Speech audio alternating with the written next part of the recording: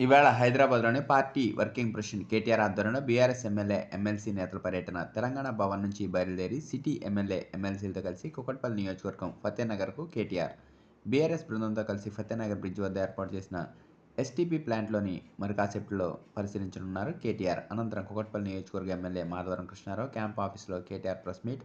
ఈ కార్యక్రమంలో గ్రేటర్ హైదరాబాద్, మేడ్చల్, రంగారెడ్డి జిల్లాలకు చెందిన మాజీ మంత్రులు, ఎమ్మెల్యే, ఎమ్మెల్సీలు హాజరు కావాలని పిలుపునిచ్చారు.